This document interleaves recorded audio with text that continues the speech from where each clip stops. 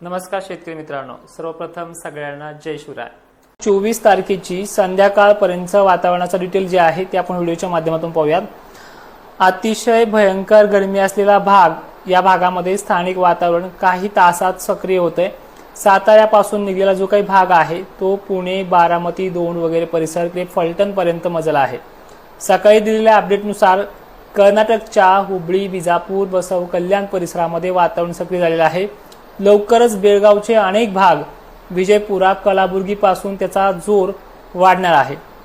त्या वातावरणाचा प्रभाव आजच्या या 23 तारखेच्या संध्याकाळी सोलापूर, अक्कलकोट एरिया असेल, लोहारा, खुर्द भाग असेल, लातूरचा सावंतवाडी किंवा निलंगा, उदगीरची साईड आहे, या भागाकडे देखील त्याचा सतर्क राहण्याचा इशारा आहे। बाकी अहिल्यानगरला वातावरण नेमकंच बनतंय, कुठे मुठे पडेल, सर्वदूरची व्याप्ती नाहीये। नाशिकचा इगतपुरी भाग असेल, पुण्याचा आणखीन जुन्नर वगैरे पट्टा असेल, इकडे सांगली सुद्धा, सांगलीचा दक्षिण भाग बऱ्याचपैकी वातावरणाच्या रडारवरती आहे, दक्षिण साईडचा। आणि बाकी कोल्हापूर वगैरे भागांमध्ये चालू झालाय, दक्षिण वगैरे भागांमध्ये दिशा तुम्हाला माहिती आहे। हुबळी मात्र उत्तरेकडील भागांना अतिशय मेघगर्जनेसह पावसाचा रडार बनलेला आहे।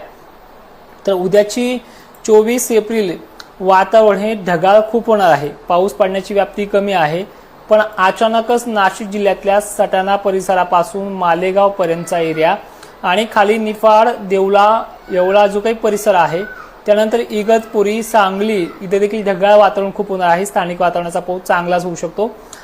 छत्रपती संभाजीनगरच्या पश्चिमेकडील भाग म्हणजे वैजापूरला काय होते, एक दिवसाआड वातावरण बनते। त्यामध्ये अहिल्यानगरचाही समावेश आहे, बीड जिल्ह्याचाही समावेश आहे।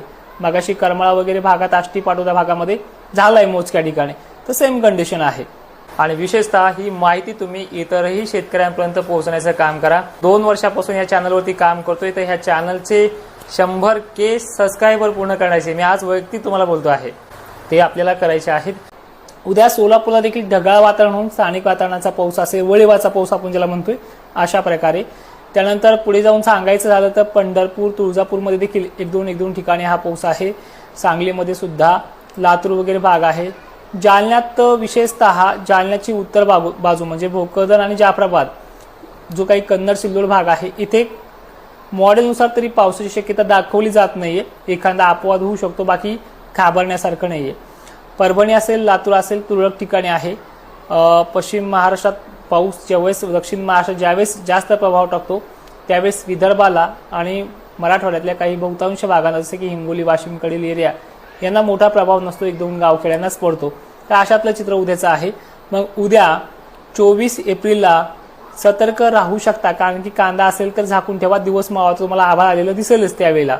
मालेगाव, नाशिक, छत्रपती संभाजीनगर, साक्रीपर्यंतचा एरिया थोडाफार आहे। जळगाव 1-2 पॉईंट आहे दक्षिण साईडचे। छत्रपती संभाजीनगर, अहिल्यानगर, पुणे, सोलापूर, त्याचबरोबर दक्षिण साईड म्हणलं की सांगली आणि नेहमीप्रमाणे घेत असलेला विजयपुरा, हुबळी वगैरे भाग, इथे सुद्धा वातावरण हे ऍक्टिव्ह होणार आहे। लातूरपर्यंत, हिंगोलीपर्यंत, जिंतूर पट्ट्यापर्यंत, मंठा, जालन्याच्या अनेक भागांपर्यंत संध्याकाळच्या वेळेला आभाळ जास्त प्रमाणात जमा होऊ लागेल। आभाळ दिसलं की झाकून ठेवा, व्याप्ती खूप कमी आहे, गावखेडे खूप कमी आहेत, पण वातावरण खराब आहे। ॲप्लिकेशनवरती आपला लाईव्ह सुरू होणार आहे, फक्त ॲप्लिकेशन अपडेटला ठेवलेलं आहे आपण, कारण की जून कालावधीमध्ये आपल्याला अनेक गोष्टींचा सामना करावा लागणार आहे, जसे की बग्स असतील, एरर असेल, व्हायरस असेल। त्यामुळे ॲप्लिकेशनचं काम अजूनही जोरात चालू आहे। ॲप्लिकेशन आपलं इन्स्टॉल करून ठेवलेलं आहे। लाईव्ह लवकरच तिथे सुद्धा सुरू करणार आहोत। पेरणीचं नियोजन, काही शेतकऱ्यांना कोरड्यामध्ये म्हणजे धुरळ पेरणी करण्याची फार आवश्यकता वाटते, अशाने देखील काही सल्ले चांगल्या पद्धतीने त्या लोकेशननुसार आपण देऊयात। जूनच्या अगोदर म्हणजे मे महिन्यामध्येच त्या सगळ्या फिल्डिंग्स आपण त्या ॲप्लिकेशनच्या माध्यमातून लावणार आहोत।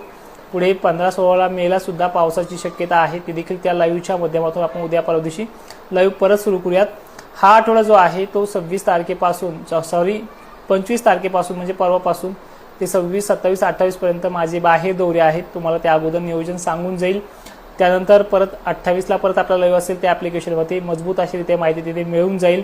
आणि विशेष असं आहे की यंदा जूनमध्ये पावसाची काही कमी नाहीये, पण काही भाग जिथे आज पश्चिम महाराष्ट्राला पाऊस चालू असतो, जसे की पुणे असेल, सांगली असेल, सोलापूर असेल, अनेक ठिकाणी पाऊस पडतोय, याचे परिणाम जूनमध्ये काही भागांना थोडं धरसोड करणार आहे। त्यांना देखील शेवटी का होण्या पेरण्या चांगल्या होतील, अशा प्रकारचं मार्गदर्शन आपण तिथे करूयाच। त्या पलीकडे मराठवाडा आणि विदर्भाला पाऊस हा यंदाचा सुद्धा ढगफुटी सदृश्य राहणार आहे. भले कोणी दुष्काळ कितीही सांगू द्या, राहणार आहे. परतीचा पाऊस असणार आहे. दिवाळीच्या अगोदर ला निना नसल्यामुळे पाऊस आवरून घेईल, दिवाळीनंतर राहणार नाही. त्यामुळे नासाडीचे विषय सुद्धा 1-2 आठवड्यापुरते मर्यादित राहतील. पाणी वगैरे चांगल्या पद्धतीने राहील, हे तुम्हाला मी वारंवार व्हिडिओच्या माध्यमातून सांगतोय. बाकी तुम्हालाही माहिती आहे, पश्चिम महाराष्ट्रात दक्षिण महाराष्ट्रातला जो काही वातावरणाचा प्रभाव असतो तो गरमीच्या लेवलवरती डिपेंड असतो. जून जुलै काळामध्ये गरमीची लेवल खालावते, त्यामुळे पाण्याच्या थेंबाची जाडी ती कमी असते. त्यामुळे खतांचं नियोजन, औषधांचं नियोजन, बी बियाण्यांचं नियोजन सुद्धा आपण ॲप्लिकेशनच्याच माध्यमातून देऊयात. आत्तापर्यंत आपण एकही जाहिरात केली नाहीये, पण एक दिवस मात्र आपला असा छानसा छोटासा व्हिडिओ आपल्या ॲप्लिकेशनमध्ये येईल. तुमच्या भल्यासाठी त्या बियाण्याचं नाव तिथे सांगून देऊयात.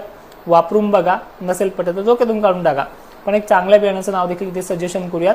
बाकी व्हिडिओमध्ये एवढंच. उद्याच्या लाईव्हला पुन्हा भेटूयात. माहिती शेवटपर्यंत पाहणाऱ्या शेतकऱ्यांचे धन्यवाद आणि ही माहिती सर्व शेतकऱ्यांना पाठवण्याचा प्रयत्न करा. जय शिवराय.